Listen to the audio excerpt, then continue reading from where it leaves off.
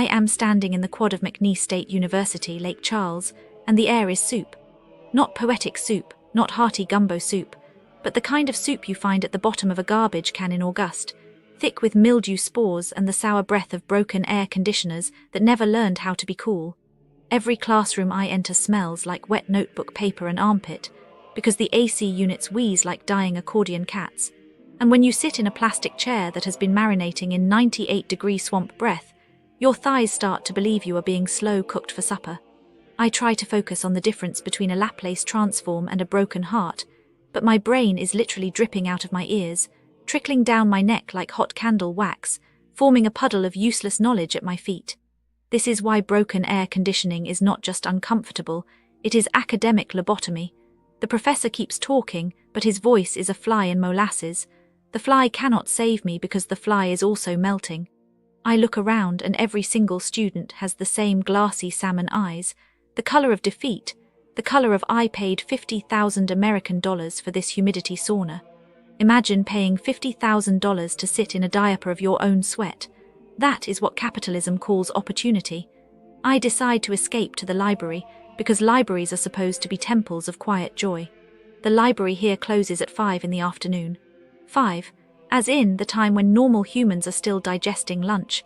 The sign on the door says hours reduced due to budget constraints, written in Comic Sans, which is the font that sincerity goes to die. Inside, half the ceiling tiles are brown umbrellas catching leaks from the roof, dripping chunky water onto the keyboards. The computers are so old they run on Windows Vista, which means every web page takes 400 years to load, long enough for you to grow a ZZZ top beard and die. I wanted to print my assignment, but the printer growls like a demon who demands virgin toner, and the toner costs more than my monthly food budget. So I leave with nothing but damp paper that smells like mushroom attic, and that is when I understand that knowledge here is rationed like war bread. Do you understand why this is evil? Knowledge is supposed to be the infinity pool you dive into when reality is on fire. When they lock the pool at 5 p.m., they are basically telling the entire student body, we do not trust you with curiosity after sunset. Dusk is when depressed people need books the most. Dusk is when you want to read Sylvia Plath and realize somebody else also felt like a soggy paper doll. Taking that away is psychological warfare wrapped in a polite memo. Next I wander to the dining hall because sadness makes me hungry, and hunger makes me stupid, and stupid makes me enroll here. The cafeteria lady, whose name tag says joy but whose eyes say I have witnessed the collapse of Rome, hands me a tray of beige.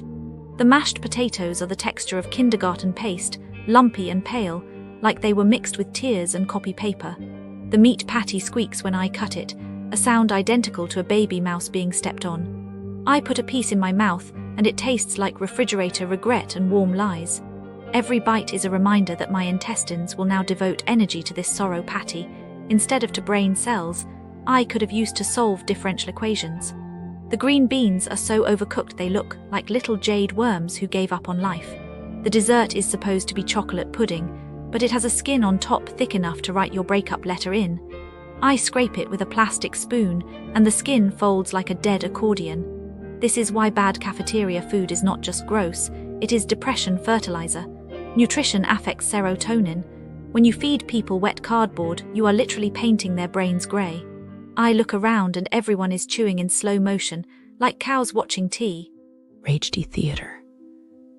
Nobody smiles, because chewing already requires all the hope they have left.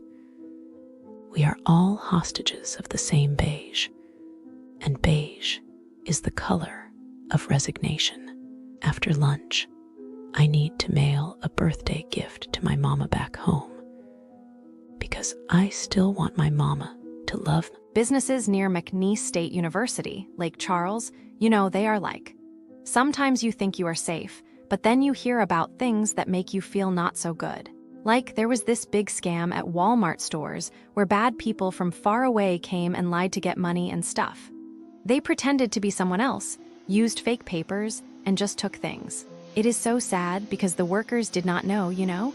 They trusted these people and then, poof, the store lost money, people lost trust. What happened next? Probably the workers felt so bad, maybe some got in trouble even though it was not their fault. And the scammers, they got caught, but how many more are still out there? And then, businesses near McNeese State University, Lake Charles, are also like people calling and pretending to be bosses or important people.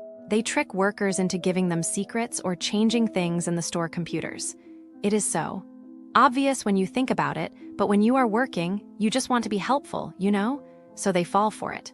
And then later, the store loses money, people panic, and those scammers just disappear with the money. What happened next? The employees probably got yelled at, maybe some quit. And the scammers probably moved on to the next store, the next town. Oh, and businesses near McNeese State University, Lake Charles, are also like when stores close and scammers make fake ones.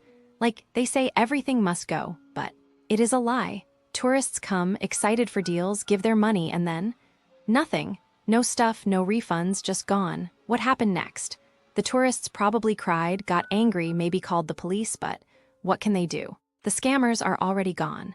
And then, businesses near McNeese State University, Lake Charles, are also like people getting texts saying they owe money for tolls they never even did. And then they rush to stores to buy gift cards to pay the fake fines. Like, why would anyone believe that? But they do, and then their money is just gone. What happened next? The tourists probably realized too late, felt stupid, maybe even embarrassed. And the scammers? Probably laughing somewhere, already doing it again. The businesses near McNeese State University in Lake Charles paint a picture of struggle, inconsistency, and a lack of care. If you are expecting a thriving, well-managed commercial area around the campus, prepare for disappointment. The reality here is one of broken systems, poor service, and an overall sense of neglect. Let us start with the shopping experience. The Preen Lake Mall is the closest major retail spot, but calling it a mall at this point is generous. The reviews describe a place that has been left to decay, stores closing unpredictably, limited options, and a sense of abandonment even before the pandemic hit. One visitor from Houston called it absolute trash, pointing out that even at 10:30 in the morning, almost nothing was open.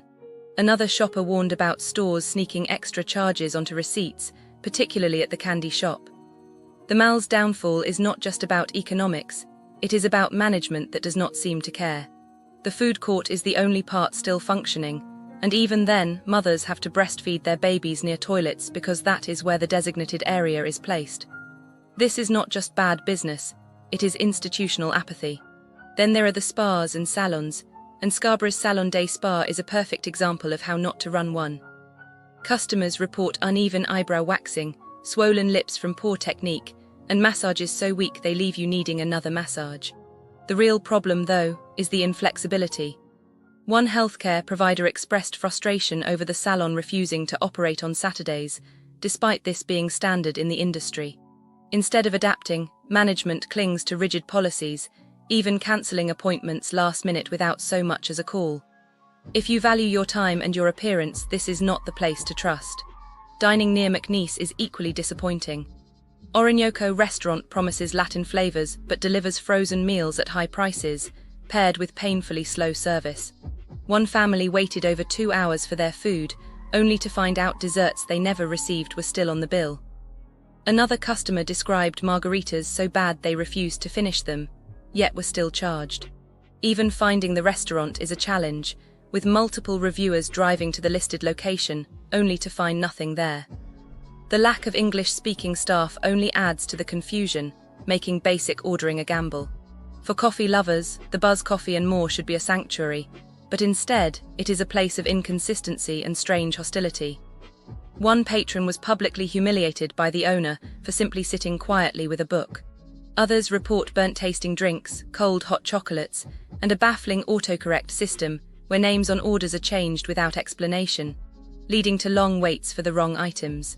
The space is cramped with only one bathroom, forcing children to go outside to relieve themselves. Nightlife is no better. Juicy's Lounge is less a lounge and more a poorly managed afterthought. On a Saturday night, one visitor walked in to find a single bartender who refused to serve them, leaving them to watch teenagers play with the music system instead. Overpriced drinks and a cramped atmosphere make this place feel more like a mistake than a destination. Even the McNeese State University bookstore, which should be a reliable spot for students, is plagued by overpriced textbooks and rude staff. One student bought a 250 math book, only to have it bought back for 10 later, hardly a fair exchange. Cashiers act as if every purchase is a personal inconvenience, rolling their eyes at customers who dare to buy a simple Scantron. Finally, there is Bodega Restaurant Wine Bar, a place with potential ruined by dreadful service. Waiters disappear for 20 minutes at a time, pizzas never arrive after 2 hours of waiting, and staff members are openly confrontational.